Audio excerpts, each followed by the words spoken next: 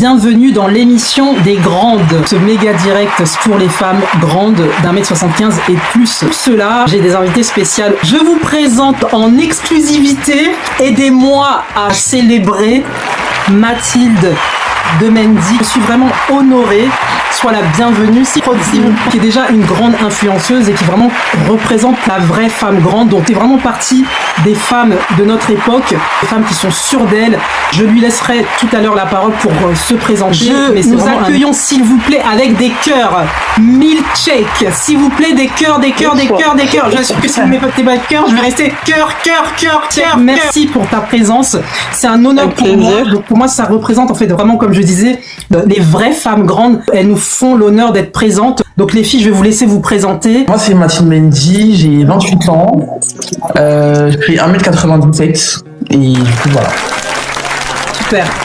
Donc je vais laisser Milkshake se présenter. Du coup, moi, je m'appelle Mineva, j'ai 29 ans et par contre, je fais qu'1m78 par rapport à Mathilde, rien à voir, mais c'est déjà pas mal. Et voilà. Voilà, l'idée c'est de partager un petit peu nos galères de grandes. J'aimerais savoir, les filles, dans votre parcours de grande à l'adolescence, qu'est-ce qui a été pour vous à l'école? Comment vous avez vécu un petit peu? Est-ce que vous avez toujours été très grande? Est-ce que ça vous a posé problème? Est-ce que vous avez eu des choses pas très gentilles, pas très sympas dans votre adolescence, un côté négatif et un côté positif? Bah alors moi franchement, j'étais en primaire, au collège, j'ai pas eu de harcèlement, Dieu merci. On m'a jamais vanné, dire grande perche ou girafe, etc.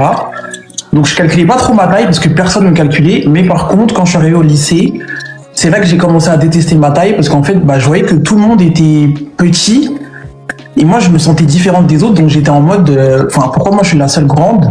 Parce que du coup j'ai toujours été grande, que ce soit en primaire, au collège, etc.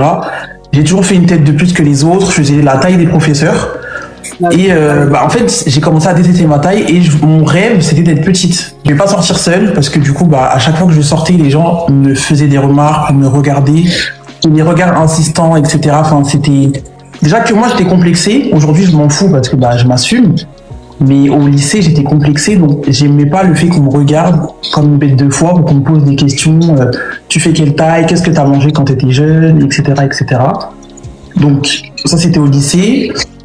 Et pour la deuxième question, moi c'était il y a 5 ans que j'ai commencé vraiment à m'accepter et j'ai commencé à mettre des talons parce que j'aimais beaucoup les talons, mais comme avant je ne m'acceptais pas au collège, au lycée, etc. J'avais acheté une paire de talons, je me rappelle, et je la mettais que chez moi parce que j'assumais pas de la mettre dehors. Et